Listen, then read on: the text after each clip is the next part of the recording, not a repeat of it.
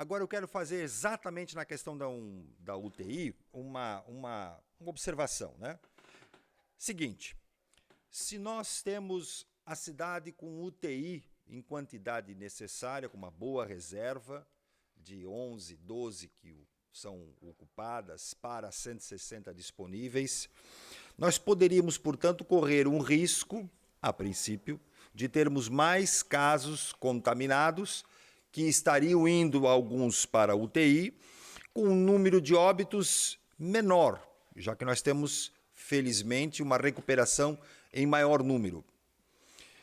Ora, nós não já passamos do pico, portanto, se nós não podemos começar a retomar essas nossas atividades, como eu falei, escola e ônibus, porque senão não se tem uma data nem prevista para isso. Não, não temos data, isso é real. Pico acontecerá quando nós tivermos mais de 300 mil joinvilenses contaminados, significa que a partir daí os casos cairão.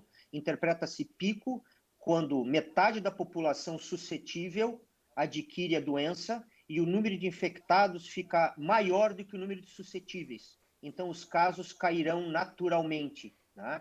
E como é que Então, nós vamos saber quando é que esse número de 300 mil será atingido? Que nós estamos com um número pequeno de testes, né? Idealmente seria testar toda a população, o que não acontece. O ideal seria, e o que nós vamos começar a fazer agora, é fazer uma amostragem populacional, nós vamos fazer um inquérito soroepidemiológico, nós vamos ter aí testes nos quais nós vamos aplicar aleatoriamente na população, justamente para a gente ter essa resposta. Quantos por cento hoje da população está contaminada, para a gente poder liberar as pessoas progressivamente e sempre deixando por último as pessoas de risco. Então, as pessoas acima de 60 anos e aquelas com doenças crônicas serão as últimas a serem liberadas, a partir do momento em que elas têm maior risco e, obviamente, mesmo tendo um sistema de saúde preparado para atendê-las, a gente parte do pressuposto que metade dos pacientes que vão para a UTI tem risco de mortalidade. Então, mas os diferente hoje números da não são mortalidade... esses. O trabalho os números... é em cima desses números, mas a realidade, felizmente, não é essa. A realidade não é essa porque o nosso volume que chega em UTI é menor.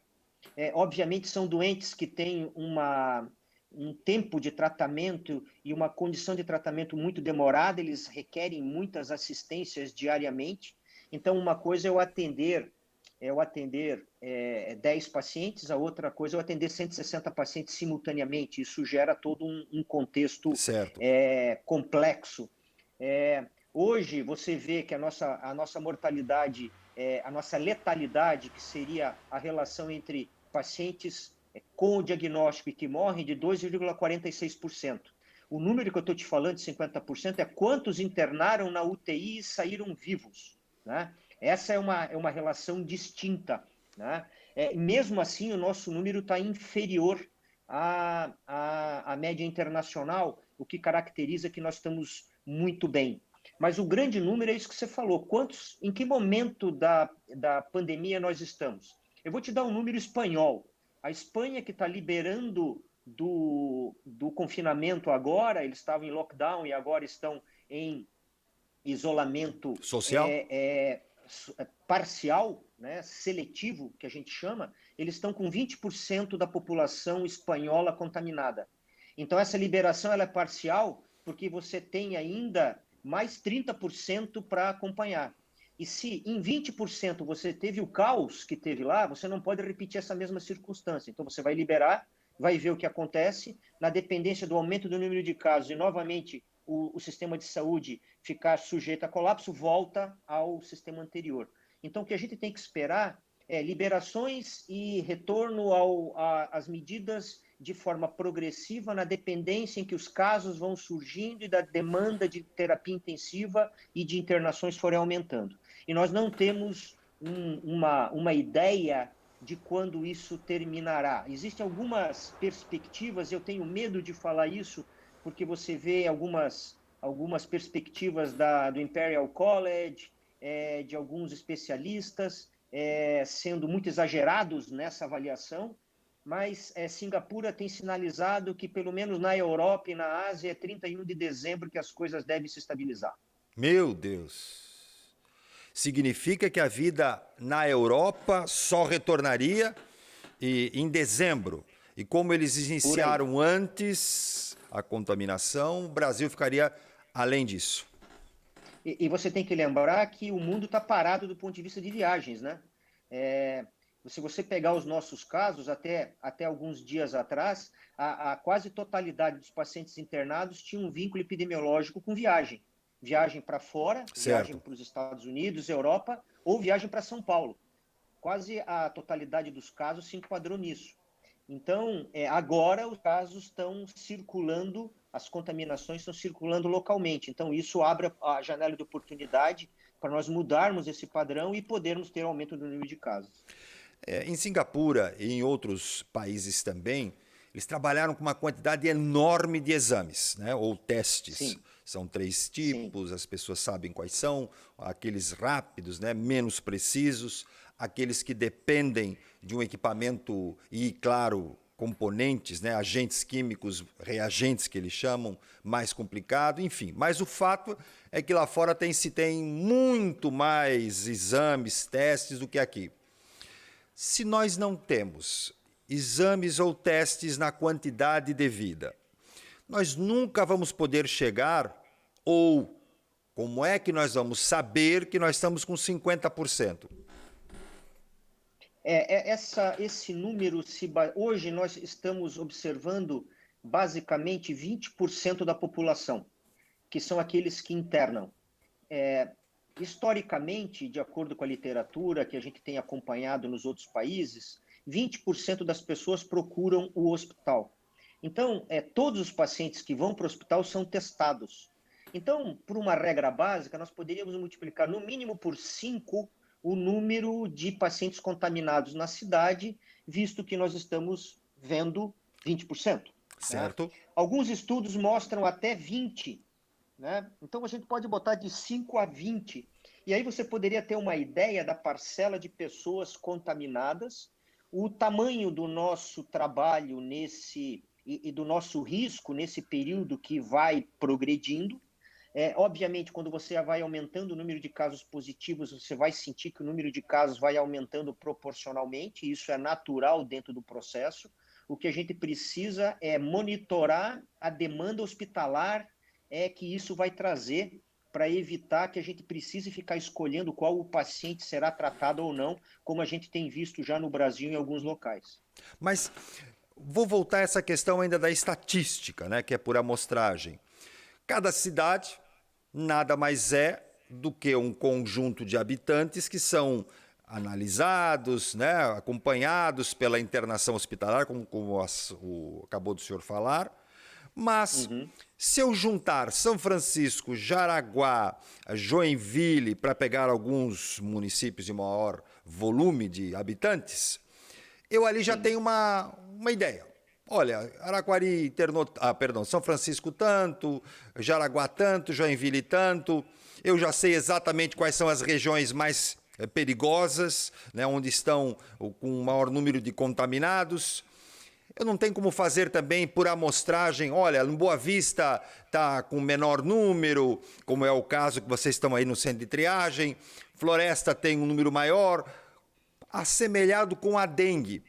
Na dengue nós temos focos, mas na coronavírus nós não poderíamos ter por residência onde as pessoas moram e da onde, portanto, tem a maior contaminação, doutor?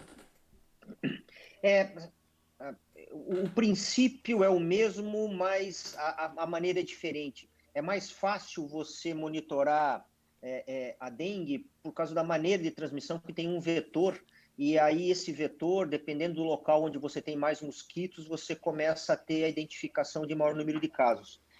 Sem dúvida, seria interessante o modelo de Singapura, o modelo do Japão, o modelo da Coreia, que é o modelo no qual você testa, rastreia e isola.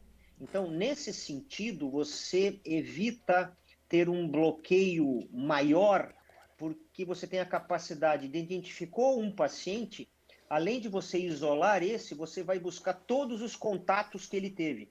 E você vai testar todos os contatos que esse teve. Identificou mais um positivo, você vai identificar todos os contatos. Então, esse rastreamento faz com que você consiga ter esse número que seria muito interessante para você saber, conseguir localizar como é que está se espraiando a infecção. Hoje nós não temos essa estratégia localmente. Nós vamos ter uma estratégia um pouco diferente, baseado nos testes rápidos, no qual nós vamos saber quem já entrou em contato, e aí, dependendo do tipo de exame, se deve ficar rastreado ou não, e por domicílio.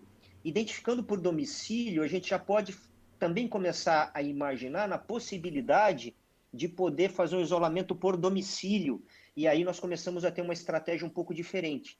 Mas, sem dúvida, a melhor estratégia, eu não diria melhor, menos pior, porque você tem visto também que Singapura foi cantado em prosa e verso como um sucesso, e agora o número de casos explodiu também, eles estão voltando, já estão pensando em fazer estratégias de isolamento maciço, porque você canta a vitória antes do tempo, enquanto você não tiver a maciça camada da população contaminada, você corre o risco de aumentar o número de casos, e quando você canta a vitória, a população relaxa no seu cuidado, relaxa no distanciamento seguro, e isso faz com que os casos aumentem e você volte à estratégia anterior. Então, o que a gente não quer é que você atrase o pico. Em vez de ter o pico em maio, eu vou ter o pico em junho. O ideal é que a gente não tenha esse pico, que a gente mantenha o número de casos aumentando progressivamente dentro de uma demanda adequada. E é isso que se busca com essa, vai aumentando progressivamente a liberação, vai identificando o que acontece, vai adequando, sempre olhando uma precaução nas pessoas mais vulneráveis e um cuidado maior com o sistema de saúde, porque você tem que lembrar que nós não estamos tratando só Covid, nós temos a dengue aumentando, nós temos aí a gripe chegando, a hora que você libera o trânsito, você começa a ter mais acidentes, e o grande volume de atendimento em UTI na nossa cidade são acidentes de trânsito, principalmente acidentes de moto, e esses 160 leitos que nós temos na cidade podem ser ocupados por esse tipo de paciente, tirando o leito dos pacientes de Covid. Então, você mexe numa peça, você tem inúmeras consequências disso que tem que ser acompanhadas, e isso é o que vem fazendo o time da Secretaria de Saúde, buscando o máximo possível entender essa dinâmica para fazer essa liberação, preservando o máximo possível a vida das pessoas e atrapalhando o menos possível a economia, o que é impossível, porque o mundo está sofrendo disso, né? O mundo está sofrendo uma crise sem precedentes, que eu classifico como a segunda onda.